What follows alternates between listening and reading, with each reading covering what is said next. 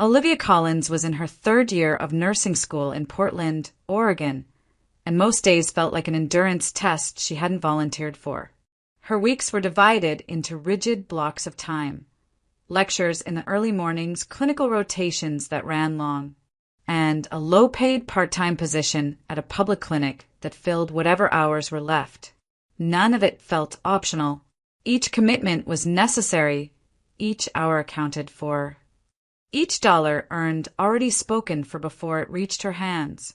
She lived in student housing on the edge of campus, a narrow room with thin walls and a radiator that never seemed to work properly.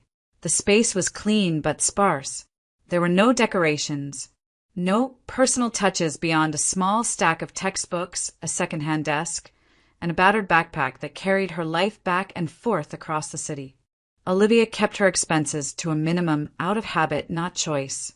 Growing up in foster care had taught her early how quickly stability could vanish, how important it was to live as if things might be taken away at any moment. Money was always tight. But as autumn settled into Portland and the air turned damp and cold, the pressure became harder to ignore. Olivia's stipend had run out weeks earlier. Her clinic paycheck barely covered transportation, food, and tuition-related costs. Winter was coming fast, and she still hadn't replaced her worn coat. Each morning, she stepped outside and felt the cold seep through the fabric, settling into her bones before she reached the bus stop. She told herself it was temporary. Everything was temporary. That was how she survived. At the clinic, the pace never slowed. Patients came and went in a steady stream. Many elderly, many struggling, all needing more time than the system could offer them. Olivia moved through her tasks with practiced efficiency, checking vitals, updating charts, assisting physicians where she could. She liked the work, even on the hardest days. Medicine gave her structure. It gave her purpose, but it didn't give her security, not yet. One evening, as she finished a late shift and gathered her things from the staff room, Olivia paused near the bulletin board by the exit. The board was cluttered with flyers that had been there for months, tutoring offers, apartments she couldn't afford, notices long past their relevance. She almost walked past it without looking. Almost. A single new posting caught her attention.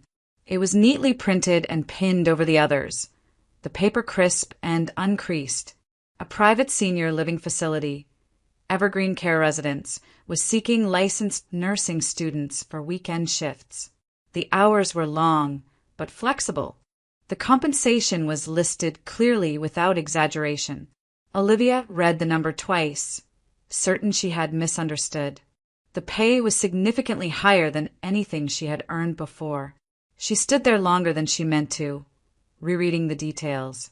Weekend shifts meant sacrificing the only downtime she had. It meant longer weeks, less rest, more strain. But it also meant warmth, stability, the possibility of buying a winter coat without calculating how many meals she would have to skip in return. Olivia pulled out her phone and took a photo of the listing, her hand stiff from the cold. The decision didn't come with relief. It came with resignation. She already knew the answer. She always did. That night, back in her room, Olivia sat at her desk with a cup of cheap tea that had long since gone cold. Her textbooks were open in front of her, but she couldn't focus. Her mind kept returning to the flyer, to the number printed in bold near the bottom. She thought about her schedule, about how much sleep she could afford to lose. She thought about the winter mornings ahead, the long walk to the bus stop, the cold that never quite left her fingers. By the time she closed her laptop, the choice had settled into place. The next day, during a brief lull at the clinic, Olivia typed out a short application email. She kept it professional and concise, listing her credentials, her current program, her availability. When she hit send, there was no sense of accomplishment, only the quiet understanding that this was what survival looked like now. Exhausted and already stretched thin, Olivia Collins didn't feel hopeful as she applied to Evergreen Care Residence. She felt practical, and in her life, that had always been enough. Evergreen Care Residence sat on the outskirts of Portland, tucked away behind a line of tall evergreens that muffled the sounds of the road beyond. Olivia arrived early, stepping off the bus onto a quiet street that felt far removed from the pace of the city. The air smelled faintly of wet leaves and pine. A narrow path curved toward the building, bordered by trimmed hedges and benches placed at careful intervals, as if inviting slow walks and long pauses. The building itself was old, but not neglected. Its brick exterior showed age in a way that suggested history rather than decay. Large windows lined each floor, and the entrance doors opened into a lobby that was warm and orderly. Soft lighting replaced the harsh fluorescence Olivia was used to at the clinic. For a moment, she stood still, taking it in, unsure what she had expected, but aware that this place operated on a different rhythm. She was greeted by the nursing supervisor, a composed woman with a firm handshake and a practiced smile. The interview was brief and efficient. Olivia's credentials were reviewed, her academic standing confirmed, and her availability noted. There were no unnecessary questions, no attempts at small talk. When the supervisor nodded and said they could move directly to orientation, Olivia felt a quiet sense of relief. They began with the basics. Evergreen Care Residence housed older adults whose families could afford long-term private care. Some residents were largely independent. Others required full medical supervision. The expectations for staff were clear: professionalism, consistency, and patience. The shifts were long, especially on weekends, but the structure was stable. Medication schedules were strict. Documentation was non-negotiable. Residents' dignity was treated as a priority, not a courtesy. As they walked through the corridors, Olivia noticed how calm everything felt. Voices were low. Movements were unhurried. There was a small library with armchairs facing tall windows, a dining hall that smelled faintly of coffee, and a common room where a handful of residents sat watching the rain streak down the glass. It was quieter than the clinic, but not empty. The quiet had weight to it. They took the elevator up to the third floor. "This is where things get more complicated," the supervisor said, her tone shifting slightly. "Most of our residents here need closer monitoring, and some don't make it easy." Olivia listened without interrupting, her hands folded loosely in front of her. She had learned early on that people revealed more when they weren't rushed. As they continued down the hallway, the supervisor stopped outside a door near the end. She didn't knock. Instead, she turned to Olivia, her expression measured. "Victor Harrington," she said. "Former professor. Classical music. Brilliant mind. Difficult temperament." She explained that Victor had been at Evergreen for some time. He was mentally sharp, fully aware of his surroundings, and deeply resentful of being there.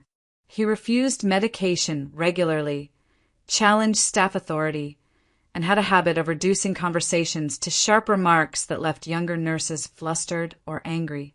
Several had requested reassignment after only a few weeks. "He doesn't like feeling managed," the supervisor continued, "and he doesn't hesitate to make that clear." Olivia nodded, absorbing the information. None of it surprised her. Every facility had at least one patient everyone quietly hoped someone else would handle. "We don't force assignments," the supervisor added. "If you'd prefer another floor, we can arrange that." Olivia glanced at the closed door, then back at the supervisor. She thought about the job listing, the number printed in bold. The coat she still hadn't bought. She thought about how often she had been labeled difficult herself, for asking questions, for not backing down, for surviving when it made others uncomfortable.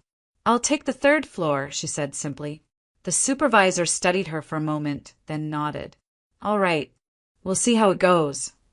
They finished the tour without further mention of Victor Harrington. Olivia signed the remaining paperwork, received her schedule, and was told when to report for her first shift. As she stepped back outside into the damp afternoon air, she felt no sense of accomplishment. only a quiet awareness that something had been set in motion. At the time, Olivia Collins had no way of knowing that the man behind that closed door would change the shape of her life. She only knew that she had accepted another responsibility, just as she always had, without complaint, without expectation, and without realizing how much it would cost her to walk away later. Olivia's first weekend shift at Evergreen Care Residence began before sunrise. The building was quieter than she had expected, the hallways dimly lit, the air carrying the faint scent of disinfectant and old paper. After checking in at the nurse's station on the third floor and reviewing her assignments, she picked up a thin chart with a name already familiar to her, Victor Harrington. She paused outside his room for a moment, reading the notes carefully. Medication compliance, inconsistent.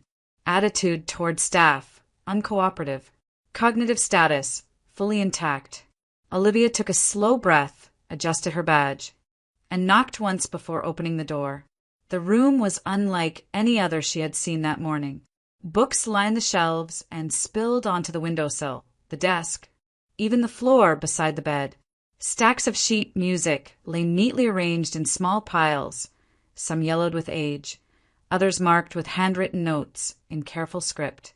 A narrow desk stood near the window, its surface cleared except for a lamp, a pen, and a few loose pages covered in precise handwriting. Everything in the room suggested order, discipline, and a life shaped by thought. Victor Harrington sat in a chair by the window, his back partially turned. He was tall and thin, his posture rigid despite his age. Without looking at her, he spoke. "Another one," he said. "They're persistent. I'll give them that." Olivia closed the door behind her and approached at an unhurried pace. "Good morning, Mr. Harrington," she said evenly. "My name is Olivia Collins. I'm your nurse for today." He turned his head just enough to glance at her, his pale eyes sharp and assessing. "You're young," he said, "which means you'll be gone soon enough." Olivia didn't react. She moved toward the bedside table and checked the medication tray, her motions deliberate and calm. "I'm here for the weekend," she replied, "and possibly longer, depending on how things go." Victor snorted softly. "That's what they all say." She placed the medication cup and a glass of water on the table within his reach. "These are your morning medications," she said. "They're for your heart and blood pressure. The doctor reviewed the dosage earlier this week." "I don't take them," Victor said flatly. "I'm aware," Olivia replied. He turned fully toward her now, clearly expecting resistance, perhaps an argument. When none came, his expression tightened. "You can tell them I refused," he said. "You won't be the first." Olivia met his gaze without challenge. "I will document whatever you decide," she said. "That's my responsibility." For a moment, the room was silent except for the muted sound of rain against the glass. Victor watched her closely, as if waiting for something more. "That's it?" he asked. "No lecture?" "No," Olivia said. "You're capable of making your own decisions." Something flickered across his face, surprise, perhaps, or irritation that didn't know where to settle. He looked away, back toward the window. "Everyone here is so eager to remind me what I should do," he muttered, "as if I've forgotten how to think." Olivia glanced around the room, taking in the books, the music, the order. "You haven't," she said quietly. Victor's head turned again, slower this time. "What did you say?" "I said you haven't forgotten how to think," she repeated. "Your room suggests otherwise." He studied her, clearly weighing her words. "You know what all of this is?" he asked, gesturing vaguely at the shelves. "I know what some of it is," Olivia answered, "and what I don't recognize. I can usually tell belongs together." A faint, humorless smile touched his mouth. "That's a generous assessment." They stood there in silence for another moment, the tension easing just enough to breathe. Victor glanced at the sheet music closest to him, then back at Olivia. "You listen to classical music?" he asked. "Sometimes," she said honestly. "Not as much as I probably should." He leaned back slightly in his chair. Most people don't listen anymore. They hear noise. That's not the same thing. Olivia nodded. Memory works that way too, she said. Some things stay even when others fade. Victor's eyes narrowed, but there was less hostility in them now. You're careful with your words, he said. That can be dangerous. It can also be useful, Olivia replied. He looked at the medication again, then at her. The moment stretched. Finally, with a dismissive sigh, Victor reached for the glass. Fine, he said, but don't misunderstand this. He swallowed the pills without ceremony and set the glass down. It doesn't mean anything. Olivia allowed herself a small nod. I wouldn't assume it did. As she made a note in his chart, Victor watched her, his expression unreadable. When she turned to leave, he spoke again. You're different, he said. Don't get used to that. Olivia paused at the door, then looked back. I don't, she said. I just do my job. She closed the door quietly behind her, unaware that this brief, restrained exchange had shifted something neither of them could yet name. Over the following weekends, a pattern began to form, quietly and without ceremony. Olivia arrived early, reviewed her assignments at the nurse's station, and made her way down the third-floor hallway with the same steady pace. Victor Harrington remained on her list, and with each visit, the tension of their first meeting softened into something more measured, more deliberate. She did her work efficiently. Vital signs were checked, medications prepared, notes entered with care. Victor no longer refused outright. He still complained, still questioned the necessity of each pill, but the refusals became rare. When Olivia explained what he was taking and why, she did so without condescension or urgency. She never hovered, never pushed. She documented everything and respected his autonomy, and over time that respect was returned in small, almost imperceptible ways. Once her medical duties were finished, Olivia often lingered for a few minutes. At first, she stood near the door, ready to leave at the slightest sign of irritation. Victor noticed, of course. He noticed everything. You're hovering, he said one afternoon without looking at her. I can go, Olivia replied. He paused, then reached toward the small audio player on his desk. You may as well stay, he said. If you're going to stand there, you might learn something. That was how it began. Victor played recordings from his collection, piano sonatas, violin concertos, orchestral works that filled the small room with sound that felt out of place in a senior care facility. He didn't lecture at first. He simply listened, his eyes closed, his fingers resting lightly on the arm of his chair. Olivia sat nearby, quiet and attentive, unsure what was expected of her. After a while, he began to speak.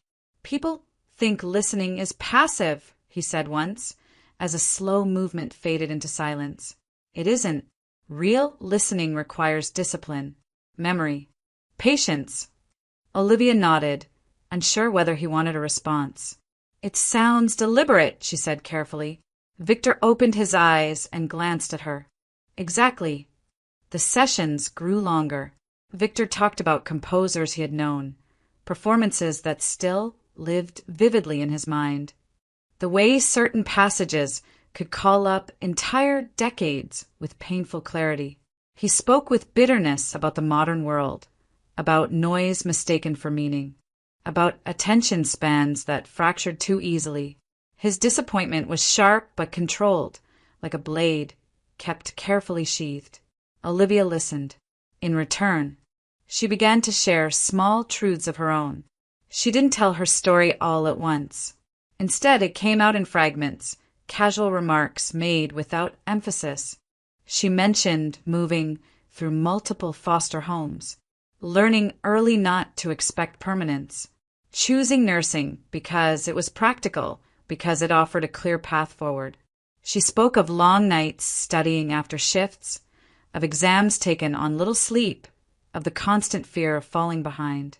Victor absorbed these details without comment. He didn't interrupt. When he did speak, it was to ask questions that surprised her with their precision. You never had parents? He asked once, not unkindly. No, Olivia said. Not really. He nodded, as if confirming something only he could see. That explains the restraint. She didn't ask what he meant. As the weeks passed, changes became noticeable. Victor finished his meals more consistently. His posture straightened when Olivia entered the room. He no longer greeted her with hostility, though he maintained a sharp edge in his voice that seemed more habit than intent. He took his medication with minimal protest, occasionally commenting on dosage adjustments with an air of reluctant approval. "You're thorough," he told her one morning. "Annoyingly so." "I'll take that as a compliment," Olivia replied. He huffed, but there was no real irritation behind it. The music sessions became an unspoken agreement. Olivia never rushed them, but she never stayed longer than she should. Victor respected that boundary, even as he began to look forward to her visits. There was purpose in these moments, something neither of them named, but both recognized. For Olivia, the room felt different now, less like a workplace, more like a quiet refuge carved out of obligation and chance. For Victor, the days no longer blurred together as easily. There were things to anticipate, conversations that mattered, silence that felt earned rather than imposed. Neither of them spoke of change. They didn't need to. It was there in the small adjustments, the shared listening, the discipline of presence. And somewhere between the music and the pauses that followed, a bond took shape, fragile, deliberate, and quietly transformative. The questions did not begin abruptly. They slipped into the spaces between conversations, asked in the same measured tone Victor Harrington used for everything else, as if they were incidental rather than deliberate. One afternoon, while Olivia was recording his vitals, he glanced at her chart and said, "Your last name, Collins. Is that the name you were given at birth?" Olivia paused for only a moment. "Yes," she said. "As far as I know." "As far as you know," Victor repeated, not as a challenge but as an observation. She finished writing and capped her pen. "That's what's on the records." He nodded slowly, filing the answer away. Over the next few weekends, similar questions followed. Where had she grown up? How many homes she remembered? Whether she knew anything at all about her parents? Names, faces, even fragments of stories passed down secondhand. "I don't," Olivia said when he asked directly. "There wasn't much information. I didn't ask for more." "Why not?" Victor asked. She considered the question before answering. "Because knowing wouldn't have changed where I was," she said, "and not knowing made it easier to keep moving forward." Victor studied her with an intensity that made her aware of herself in a way she wasn't used to. Not scrutinized, exactly, but observed, as if she were a piece of music he was trying to place, a theme just familiar enough to disturb him. Sometimes Olivia caught him watching her when he thought she wasn't paying attention. His gaze would linger on her face, tracing lines and angles with quiet focus, then turn away just as she noticed. When she met his eyes, he looked unsettled, as though pulled back from somewhere far away. "You look like someone I used to know," he said once, abruptly. Olivia smiled politely. "People say that sometimes." "No," Victor replied, sharper than before. "They don't." She let the comment pass, unsure how to respond. The tension beneath these moments surfaced fully during an incident one rainy afternoon. A resident 2 doors down suffered a fall, the sound of it echoing down the hallway. Staff rushed in, voices raised, movements hurried. Olivia was among them, focused and efficient, helping stabilize the patient until emergency services arrived. Victor, however, had risen from his chair in alarm. When Olivia returned to his room later, she found him standing unsteadily near the window, his hands shaking. "You shouldn't be up," she said gently, guiding him back toward the chair. "I heard her scream," he said, his voice uncharacteristically raw. "For a moment I thought—" He stopped, swallowing hard. Olivia waited. "I thought it was happening again," Victor said quietly. "That sound." She adjusted his blanket and checked his pulse, careful not to crowd him. "You're safe," she said. "She's being taken care of." He sat back, breathing unevenly. "I don't like chaos," he admitted. "It reminds me how little control there is in the end." The admission lingered between them. Victor Harrington had always presented himself as immovable, insulated by intellect and discipline. Seeing the fear beneath that surface unsettled Olivia more than his anger ever had. After a long moment, he spoke again. "When you're here," he said, staring at the floor, "the days are quieter, ordered. I sleep better." Olivia looked at him, surprised. "I don't mean that sentimentally," he added quickly. "It's just calmer." "I'm glad," she said softly. He nodded, then glanced up at her. "You bring a sense of balance. That's rare." From that point on, the air between them changed. The questions continued, but they carried more weight now, pressed closer to something neither of them had named. Olivia felt it in the way Victor reacted to her presence, in the careful attention he paid to her words, in the moments when his voice softened without warning. There was something building beneath the surface, an awareness, a recognition that refused to settle into clarity. Olivia couldn't explain it, only feel it growing with each visit. The calm Victor described wasn't one-sided. In his room, surrounded by music and memory, she felt a sense of grounding she hadn't known she was missing. Neither spoke of what was forming between them, but by the time Olivia left that evening, she understood that whatever lay ahead would not remain unspoken for much longer. The moment arrived without warning, disguised as routine. It was late afternoon, and rain tapped steadily against the window as Olivia finished Victor Harrington's vitals. He sat in his chair near the desk, listening to a familiar recording at low volume, his eyes half closed. When she moved to change his bedding, a task she had done many times before, there was nothing unusual in the air, no sense of anticipation. As she lifted the corner of the mattress, her elbow brushed the small bedside drawer. It tipped, then fell.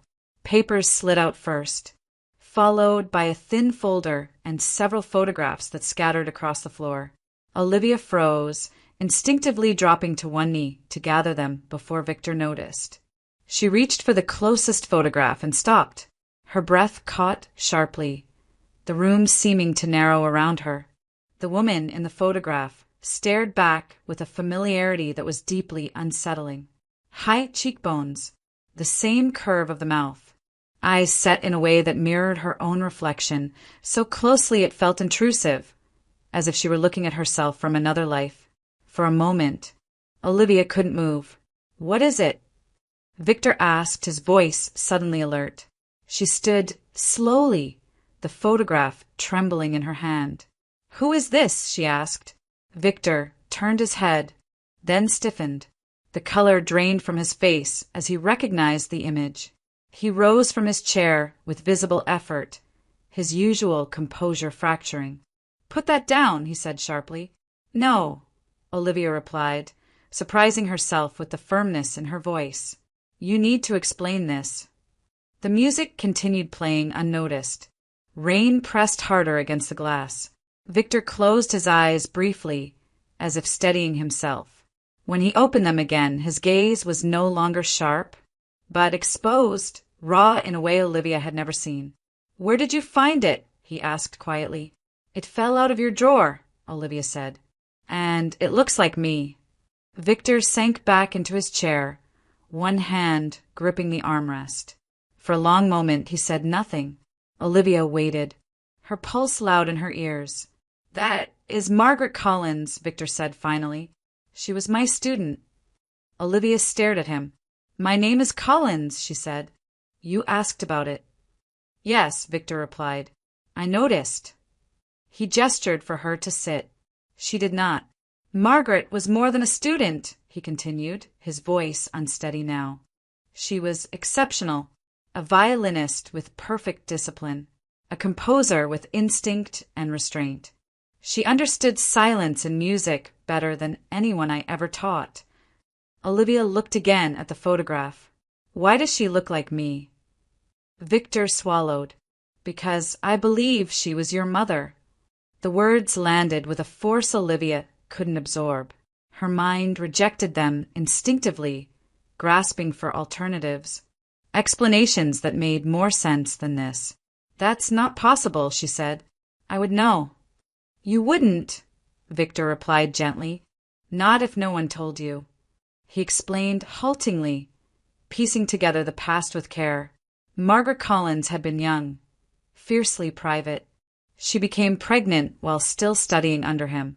Shortly after giving birth, she was killed in a car accident while returning from a concert tour.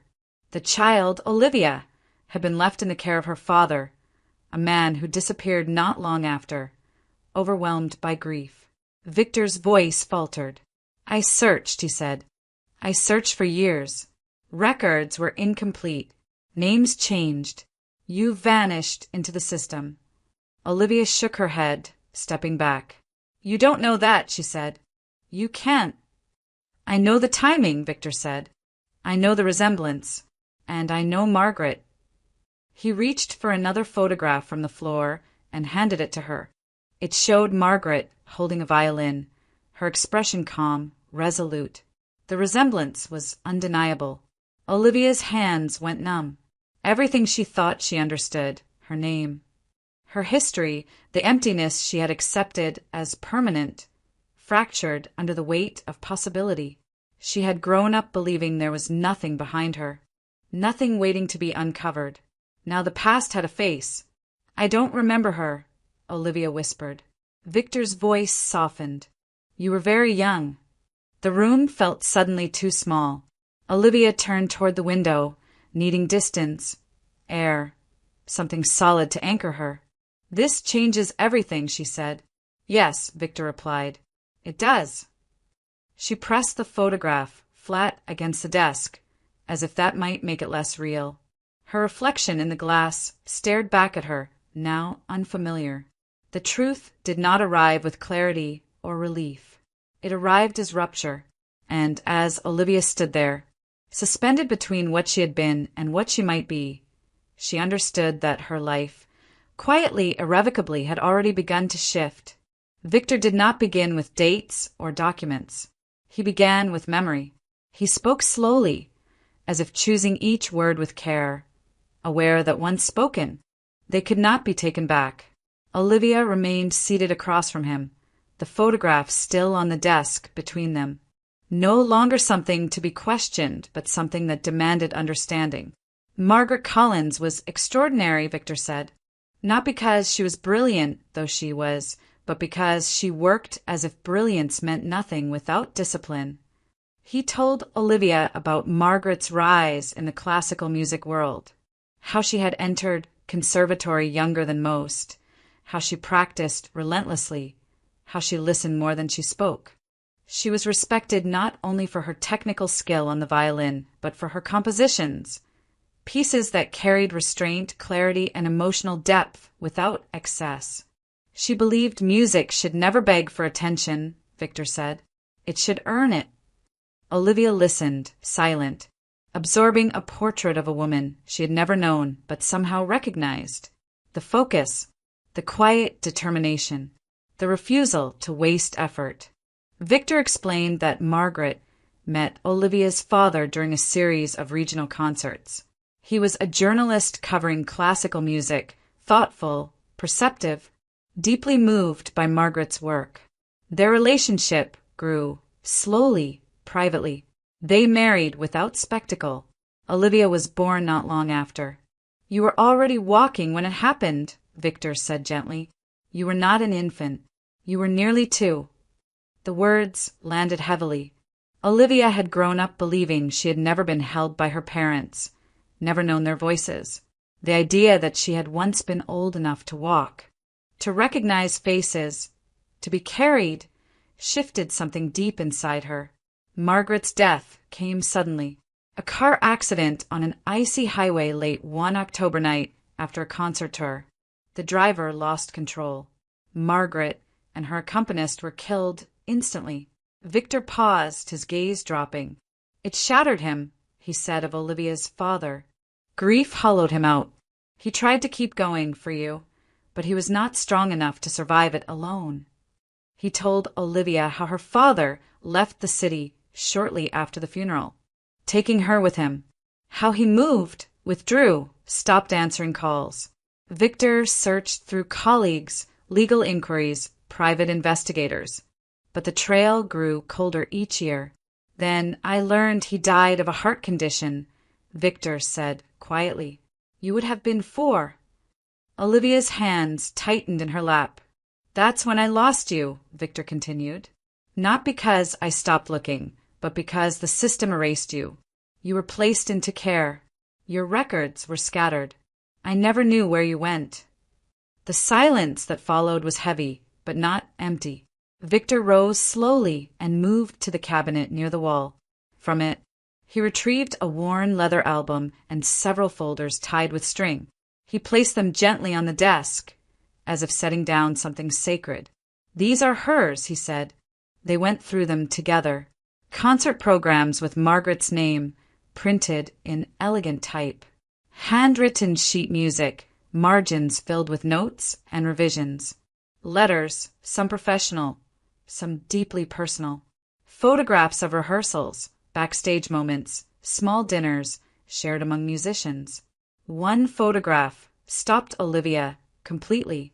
Margaret sat on a bench in a park, Olivia as a toddler in her arms, mid-laugh, hair falling into her eyes. That's me, Olivia whispered. Yes, Victor said. That's you. Grief came not as a wave, but as a slow, crushing weight. Olivia felt it settle into her chest, heavy and inescapable.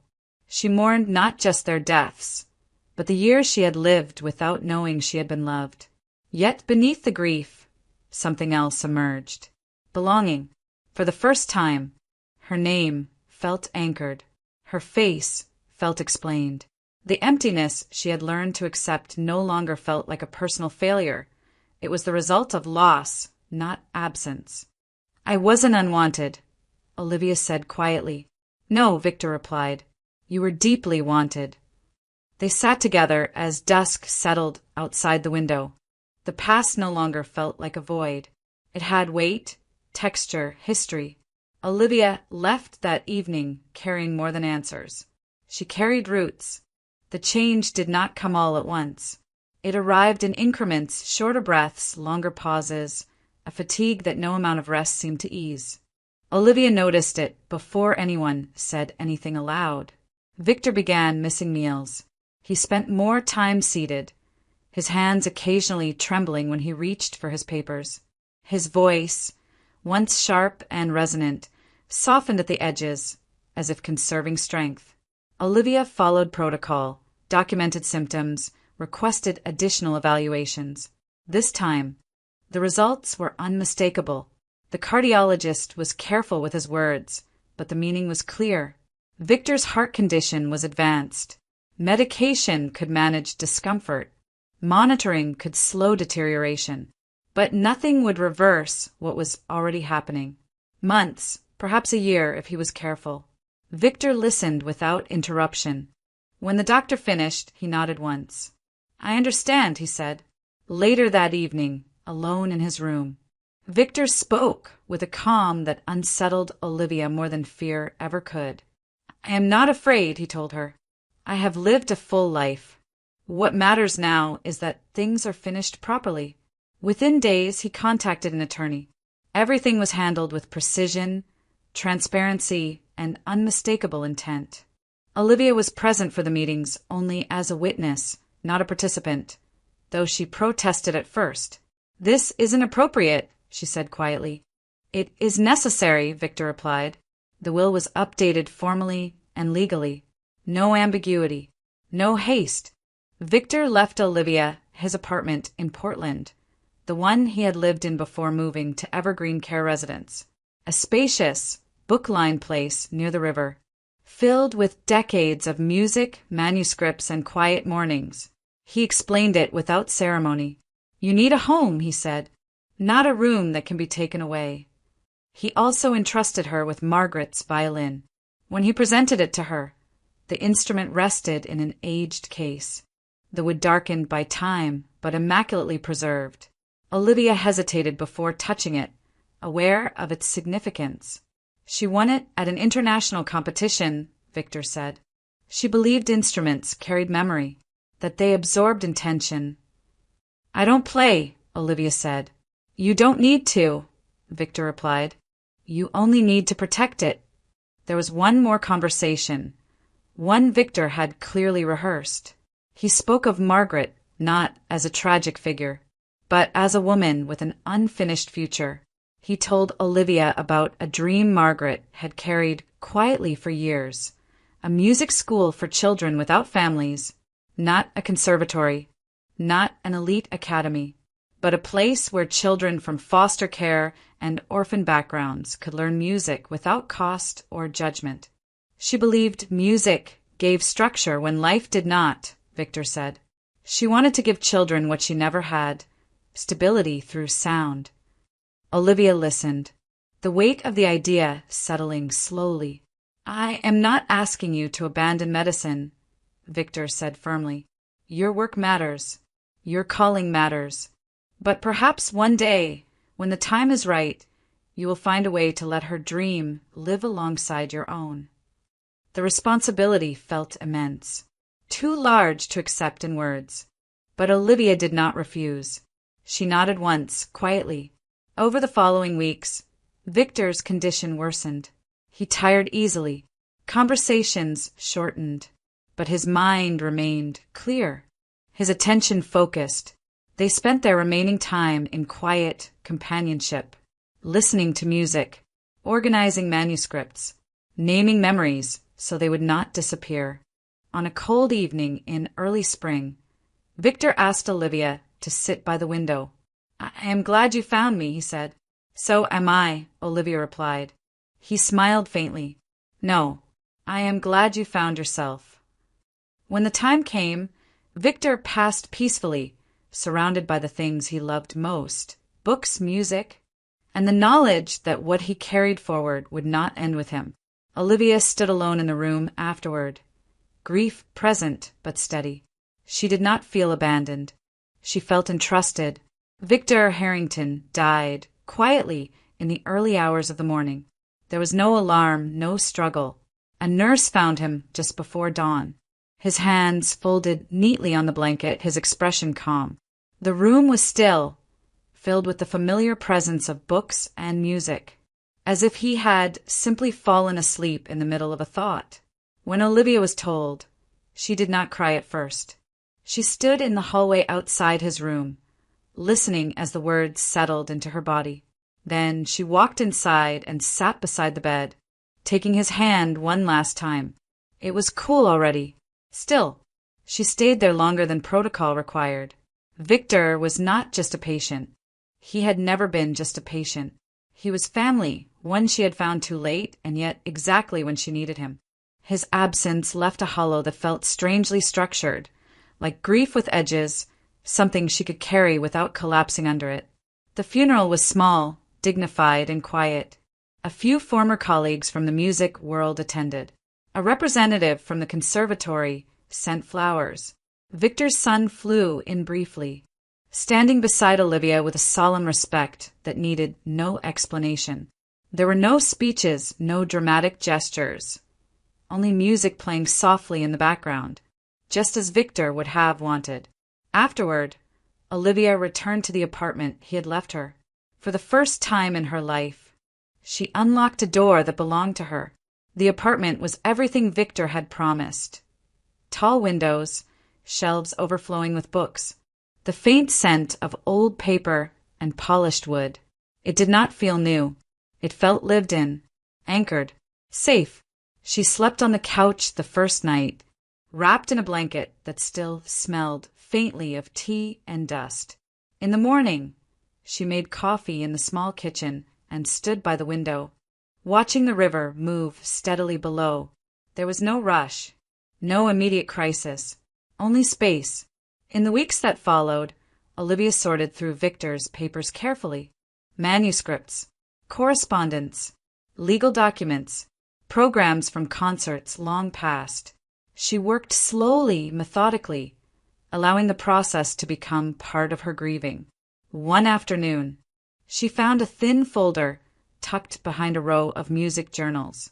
Inside were letters, formal, unfinished exchanges between Victor and the city council, proposals, architectural sketches, notes outlining a plan to convert a historic building on the outskirts of Portland into a community art center.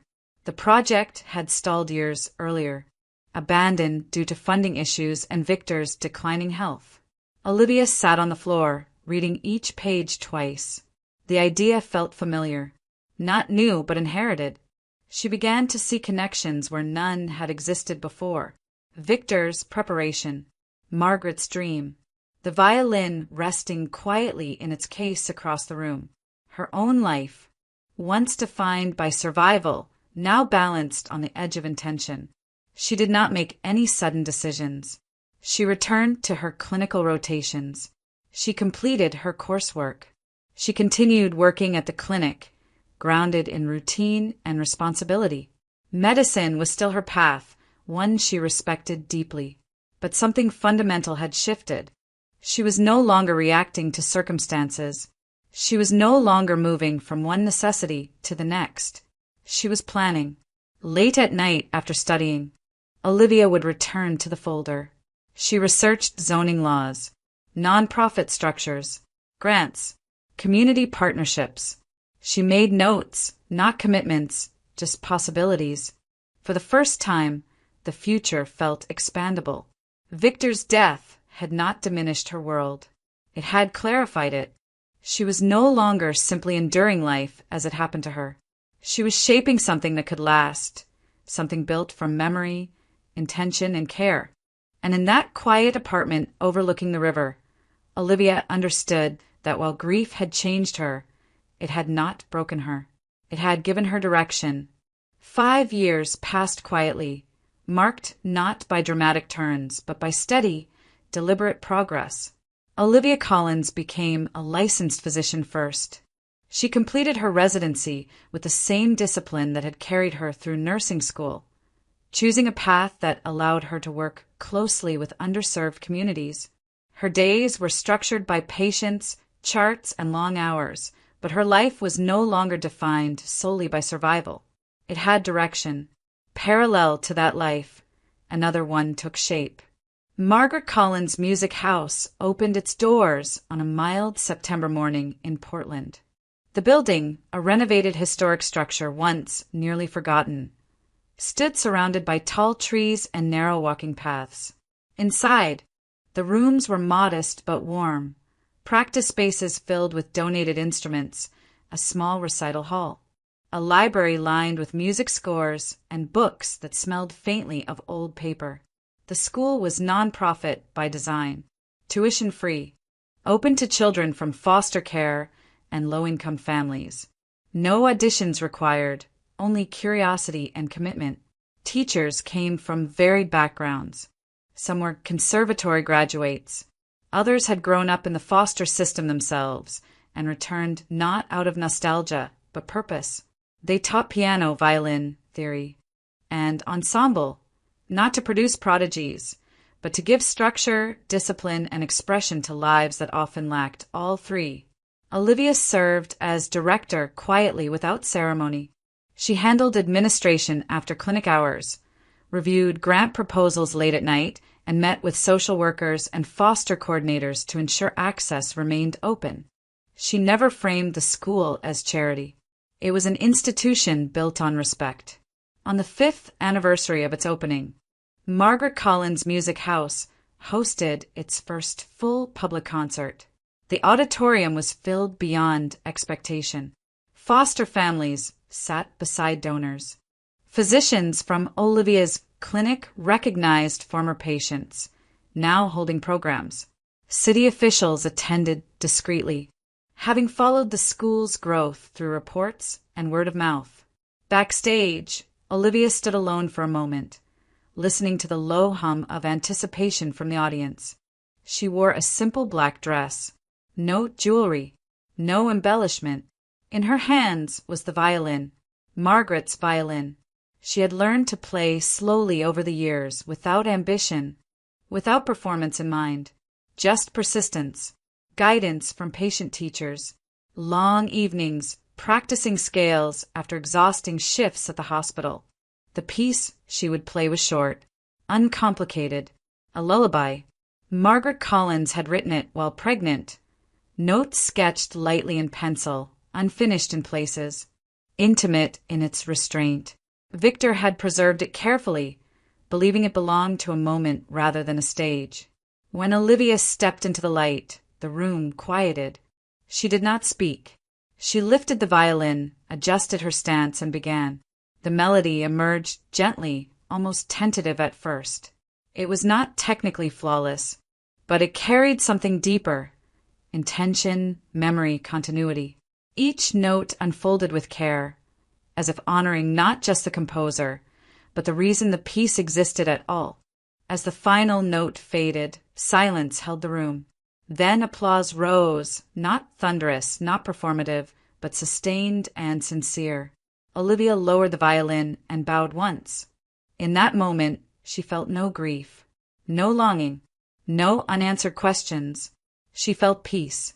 She had found her family, not only in photographs and preserved memories, but in living people, in children learning to place their fingers correctly on strings, in teachers who stayed late because they understood what the work meant, in a community built deliberately with patience and purpose.